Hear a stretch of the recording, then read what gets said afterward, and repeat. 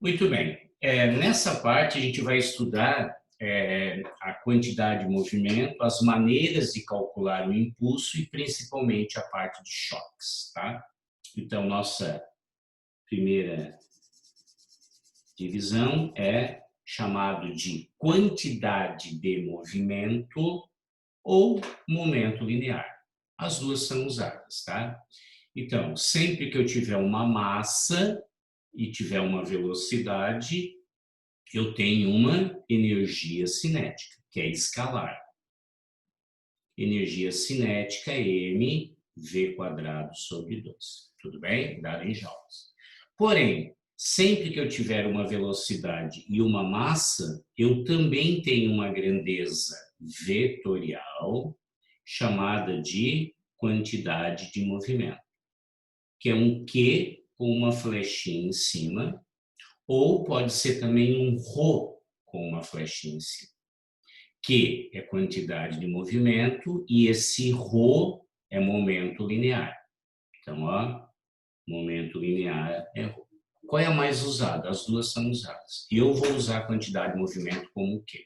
Tudo bem?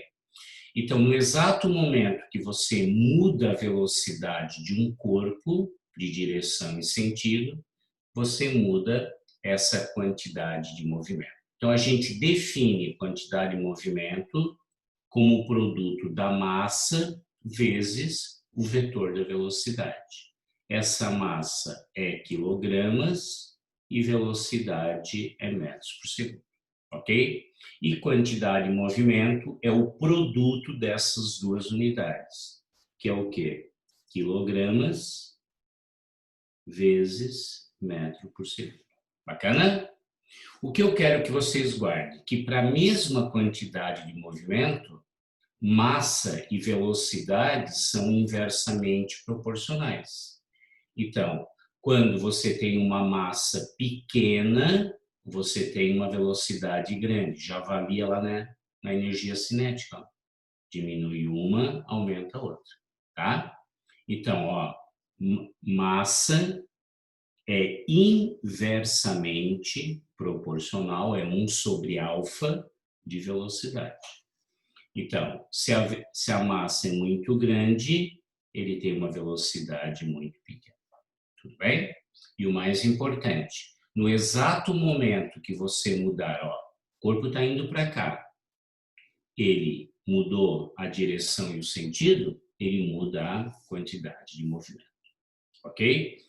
E essa quantidade de movimento é uma grandeza praticamente instantânea. Ao alterar a velocidade, você altera a quantidade de movimento. O que não é instantâneo é o impulso. Então, o impulso pode ser calculado de 3 maneiras, depende do exercício. Tá? Primeiro, quando eu tenho uma força que não muda, uma força constante. Então, na hora que você dá um chute na bola, você aplica uma força durante um tempo muito pequeno e na mesma direção que você chutou, aparece essa grandeza chamada de impulso, tá? Então, o impulso é uma força, nesse caso constante, que atua num corpo num determinado tempo. Aqui também, ó, força e tempo são inversamente proporcionais. Então, o impulso é dado em newtons, que é força, vezes segundo. É sempre o produto das envolvidas, tá? Aqui nós temos, ó, newtons, e aqui nós temos o tempo. O mais cobrado nisso aqui é o airbag, tá? Então, o airbag é um sistema, ó, de proteção dos ocupantes de um carro, que qual é o objetivo? Na frente do carro, eu tenho um sensor. Esse sensor, na hora que você bate, ele atua uma corrente elétrica. Essa corrente elétrica infla uma bolsa, e ao inflar uma bolsa, a pessoa vai, com o contato com essa bolsa, né, vai esvaziando ela bem devagar, e ela não bate com uma grande intensidade no volante ou no painel. Então, guarda, ó, o airbag, ele aumenta o tempo de parada. Então, se ele aumenta o tempo, ele diminui a força do teu rosto ou do teu corpo contra a parte rígida do painel ou do volante, e você desacelera mais devagar. Ok? Então, sempre que tiver um gráfico de força por tempo, o airbag é aquele que tem o quê? Ó, o maior tempo e a menor força. Então, se cair alguma coisa na tua prova, ó, e cair vários gráficos, ó, aqui, por exemplo, eu posso ter, ó, isso aqui, ó. Qual é o airbag? O airbag é esse aqui, ó, onde o tempo é maior e a força, ó, é menor. Tá vendo? O que é o carro sem airbag? É aquele que é bem rápido e a força é muito grande. Ó, isso aqui é sem airbag. Ó. O tempo tem que ser bem grande. Então, coloca. Ó. Aqui é o ideal, com essa bolsa chamada de airbag. E aqui é o sem airbag. Bacana? Então, isso é a vantagem. Agora, se por um acaso a força vai mudando, tá? Por exemplo, ó, você dá um chute numa bola, a bola vai deformando, depois transfere a força. Então, a força vai aumentando ou diminuindo. Ou uma força elástica, por exemplo, que quanto mais tu estica a mola, mais força você tem. Aí você não pode aplicar essa equação. Por quê? Porque a força mudou. Ó, a força elástica é igual a K vezes ΔX, que é a elongação. Então, se o ΔX muda, a força muda. Então, não pode ser usado isso aqui. Então, quando você está mudando a força, para eu calcular o impulso, nós temos a segunda maneira. Então, aqui é a primeira, ó, aqui é a primeira e aqui é a segunda. Então, sempre que tiver um gráfico de força, ó, de força por tempo, ΔT, né? Essa área até lá embaixo, tá? Mesmo que tenha um pontilhado aqui, ó, é do gráfico até lá embaixo. Então, a área é numericamente igual ao impulso. Então, guarda bem isso aqui, ó. Num gráfico, cuidado com uma coisa, tá? Se for força por distância, ó, se for força por distância, a área é trabalho. Quando é força por tempo, a área é um impulso. Então, primeiro, aplicação direta da equação. Segundo, a área do gráfico. Terceiro, que é um dos mais usados também, quando você tem mudança de velocidade do corpo, que é chamado teorema do impulso. Essas são das mais cobradas, tá? Então, ó, o impulso, então aqui nós temos uma bolinha no estado inicial, pode estar parada ou não. Aí, sei lá, você aplica uma força. Se você aplica uma força, a tendência é aumentar a velocidade até um estado quem? Final. Então, ó, quem tem massa e velocidade tem quantidade de movimento inicial. Mudou a velocidade, mudou a quantidade de movimento final.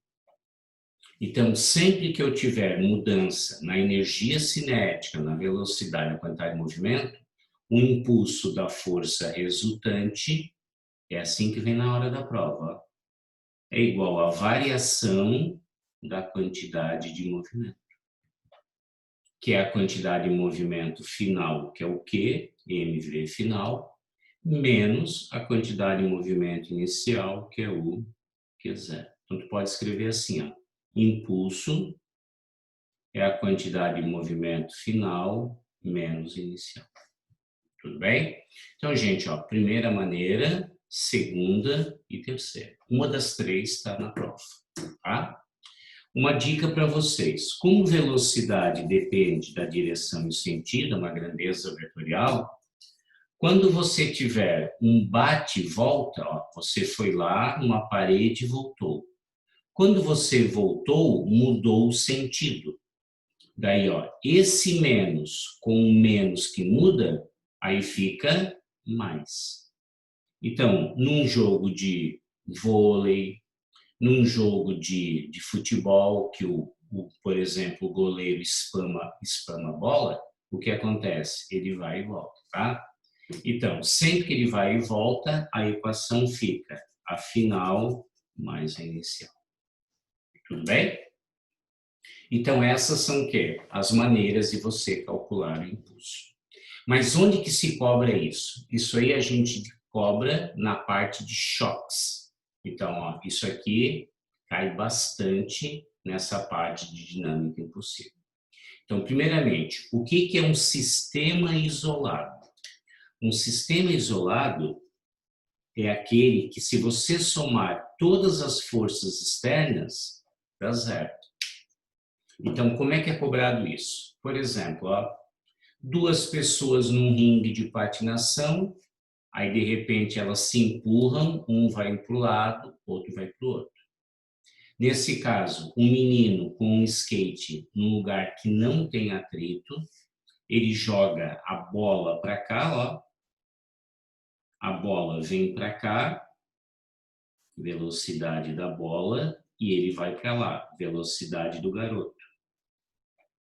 Tá? Outro exemplo, você está com uma espingarda na mão, tu atira aquele coice da espingarda. A bala vai para um lado e o coice vai para o outro.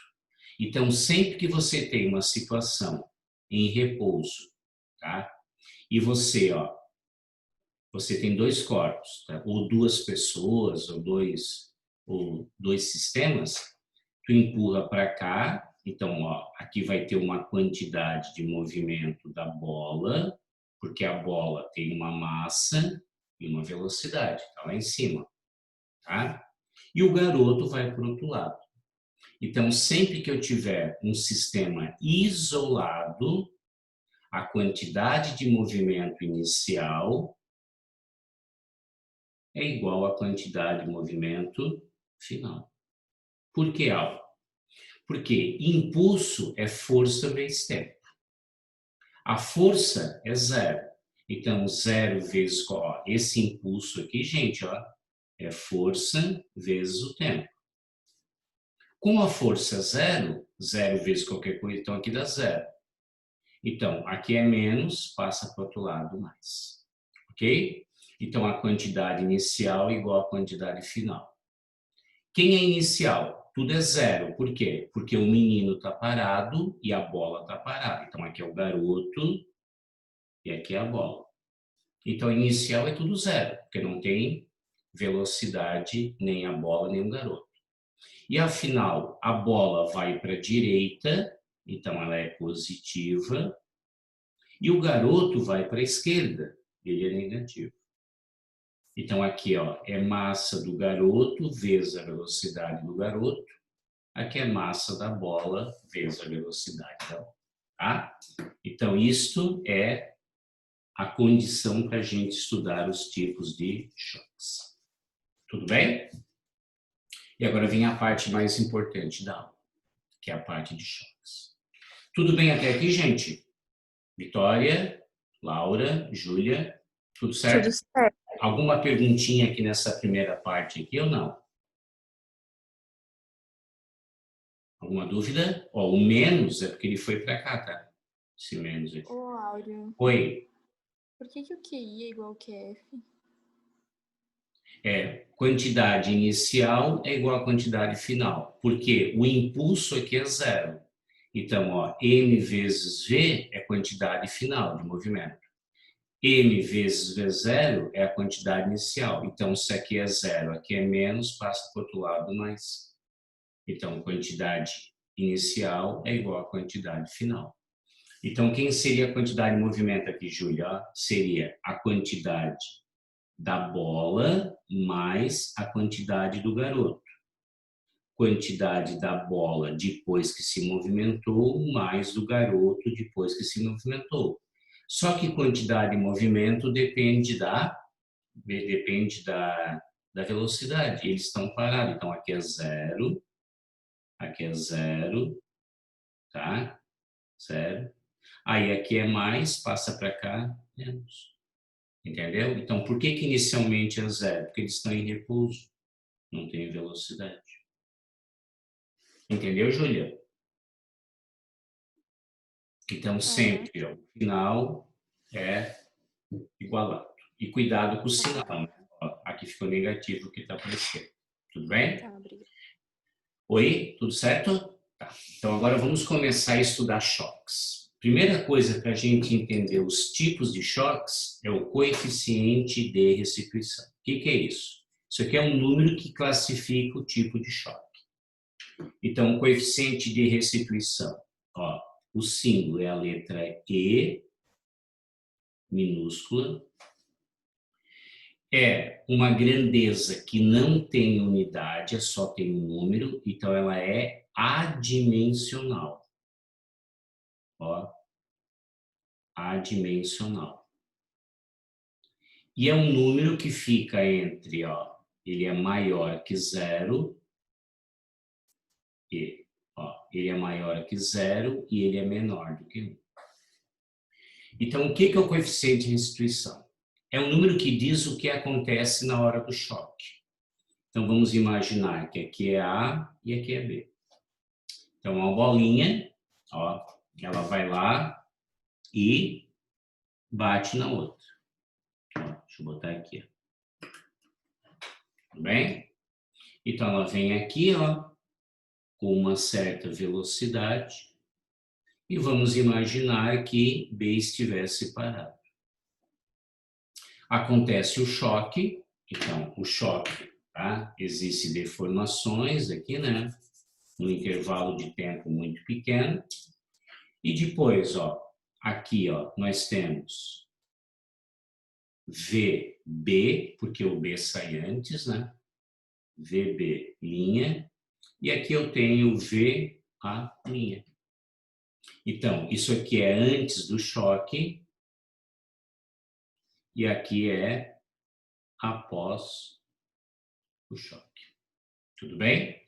Então, o coeficiente de restituição é sempre a velocidade relativa de afastamento, que é após o choque. Então, aqui é após. Afastar é depois que bateu. Que é o quê? O VB' menos o VA'. É quem vem bater e quem bateu.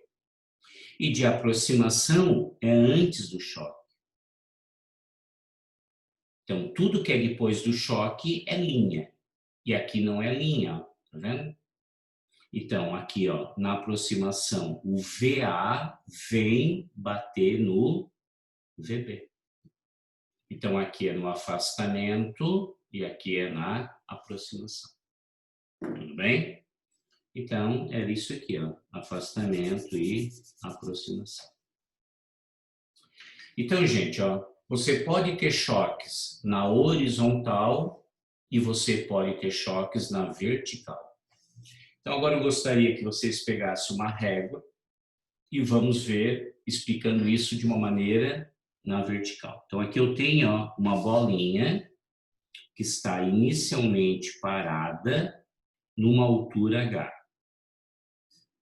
Tudo bem? H. E eu solto ela.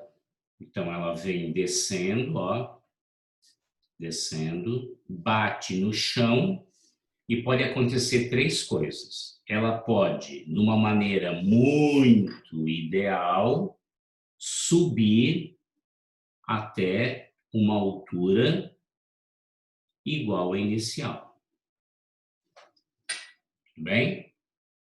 ela pode bater e o normal, né, subir numa altura menor. Por que, Áureo? Porque tem perdas, né? Na hora que ela bate no chão, tem barulho, tem atrito. Então, a altura final, Hzinho, é menor do que ela saiu. E tem a última que ela bate no chão e nem sobe. Então, a altura final é 0. Ok? Então, ó, o H aqui. Se ela subir na mesma altura, tá?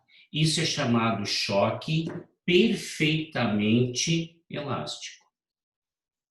Tá aqui. Ou seja, existe conservação da energia cinética. Então, se for esse caso aqui, a energia cinética antes, entenda as velocidades, são as mesmas que nós temos aqui. Se for a altura final é a mesma. Então, quando ele chega na altura que ele saiu, isso é um choque perfeitamente elástico. E o coeficiente de restituição é 1. Por que que é 1? Porque lá, se for 1, o afastamento é igual à aproximação. A altura final é igual à inicial. Tudo bem? Então, esse primeiro choque aqui é um choque ideal. É um choque ideal. O mais comum de cair é isso aqui, ó, o pêndulo de Newton.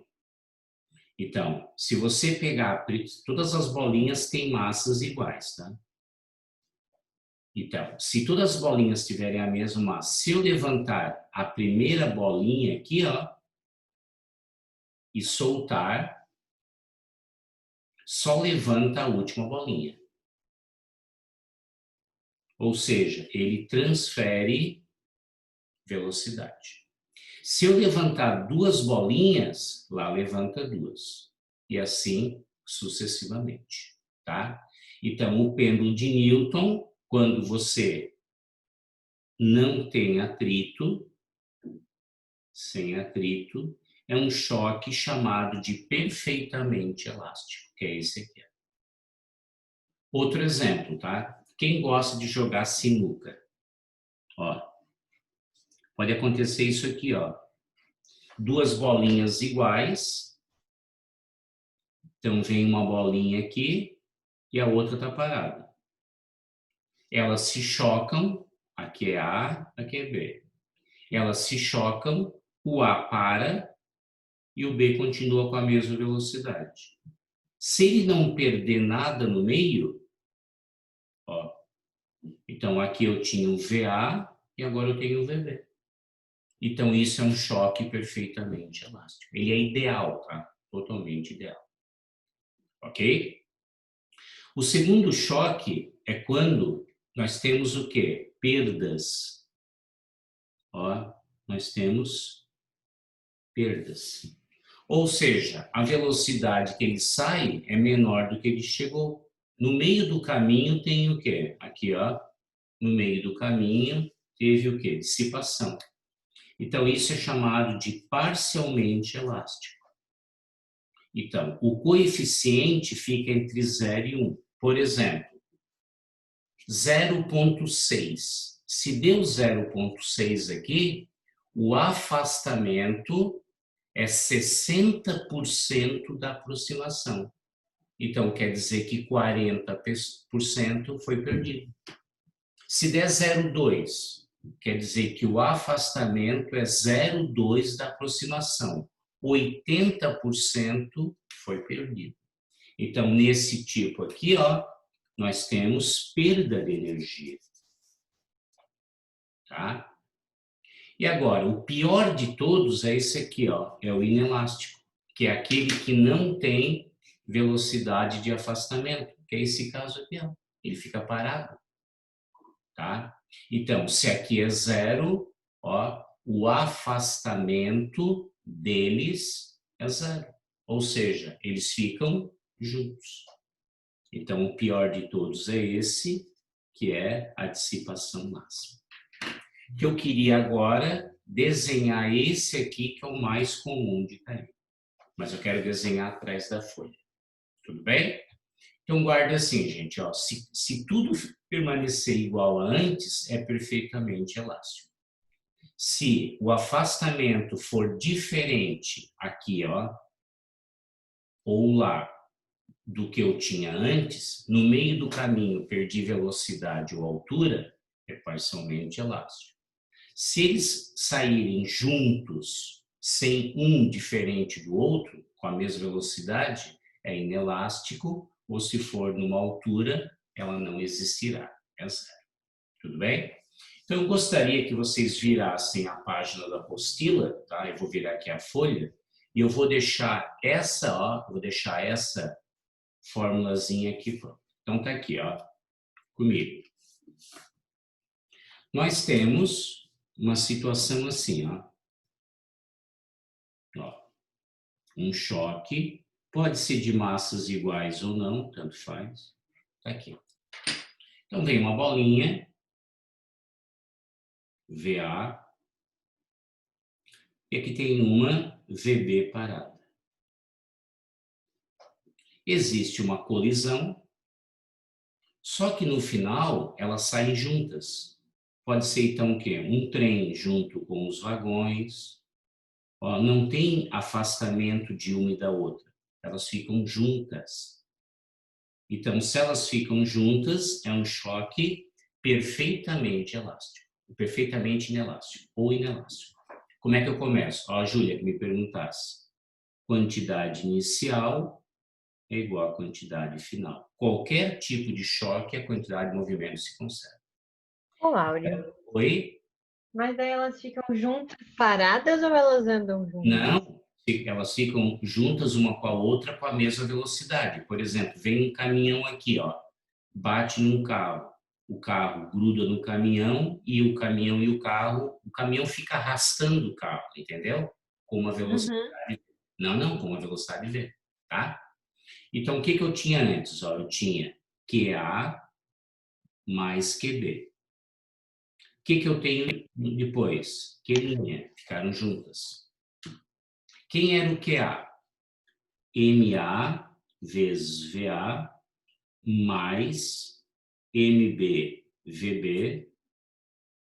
E aqui elas ficam juntas. MA mais MB com uma velocidade em comum, que é quem? V'.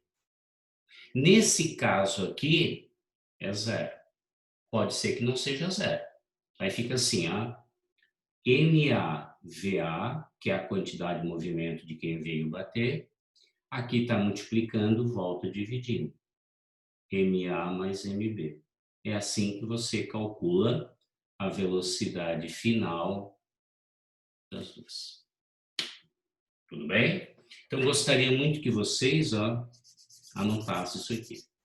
Só cuidado com uma coisa, tá? Tem que ver se essa velocidade aqui, ó, era zero. Se não for, é só botar o valor ali. Tudo bem? Tranquilo? Então, queria que vocês colocassem ou no cantinho, se couber na frente, né? A minha letra é muito grande, né? Ou aqui, tá bom?